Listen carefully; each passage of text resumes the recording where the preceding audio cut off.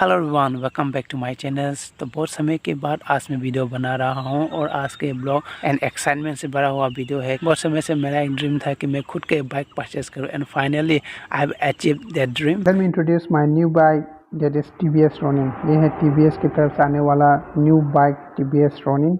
ये 225.9 सीसी का है और इसका पावर प्रोड्यूस करता है 20.4 PS पावर प्रोड्यूस करता है और इसका मैक्सिमम टॉर्क है 19.93 mm का।